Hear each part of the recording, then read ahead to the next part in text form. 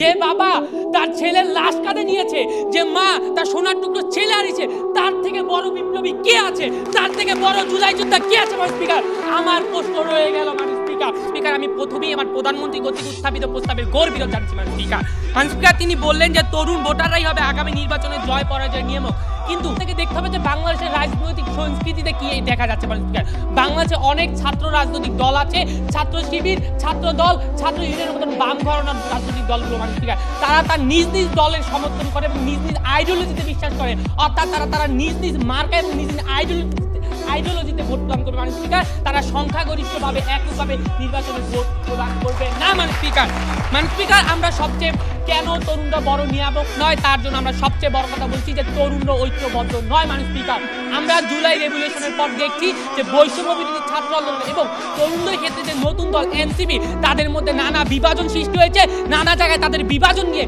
তাদের মধ্যে আন্তঃকন্দল সৃষ্টি হয়েছে। মাননীয় স্পিকার, দেখেন হাদি ভাইকে হত্যা করা হলো, তার আগে একটা র্যাব সদস্য বললেন যে হাদি ভাইয়ের উপর আক্রমণের সংখ্যা আছে, কিন্তু বাংলাদেশের প্রশাসন কাঠামোর এই অবস্থা হয়েছে। মাননীয় স্পিকার, হাদি ভাইয়ের হত্যা হওয়ার পরও এখনো সেই হত্যাকারীকে তা বাংলাদেশের মারু যায় না। মাননীয় স্পিকার, আচ্ছা, আপনি যে বললেন যে 27% যে সংখ্যাটা তাদের হচ্ছে নির্দিষ্ট কোনো আইডিওলজি নেই, তাহলে তারা তো ভোটই দেয়নি এখনো, তারা তো বিগত কোনো নির্বাচনে ভোট দেয়, তাদের তো কোনো আইডিওলজি নেই, তাহলে তাদেরকে বাদ দিয়ে আপনি নির্বাচনে জয় পরাজয় মূল নিয়ামক ওদেরকে কিভাবে বলছেন যারা ভোট দিচ্ছে?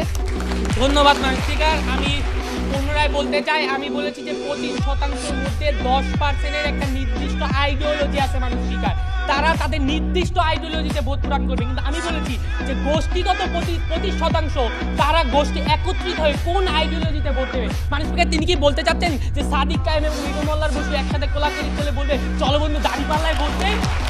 তিনি কি বলতে চাচ্ছেন যে বামেরা যে দাঁড়িপাল্লায় ভোট দেবে? মাননীয় স্পিকার, আমি এটা বলতে চাচ্ছি যে একত্রিত কিভাবে হবে। মাননীয় স্পিকার, আমরা যদি সমীক্ষা লক্ষ্য করি যে 1952 সালে ছাত্র আন্দোলন করেছে। মাননীয় স্পিকার, 1990-এ এরশাদ পতনের আন্দোলন হয়েছে। মাননীয় স্পিকার, এবং ইরানে 1979 সালে যা বাংলাদেশের জুলাই বিপ্লবের সংঘটিত, কিন্তু তারপরে মাননীয় স্পিকার তরুণরা ক্ষমতা আসেনি এবং ক্ষমতায় গুরুত্বপূর্ণ ভূমিকা পালন করতে পারেনি। মাননীয় স্পিকার,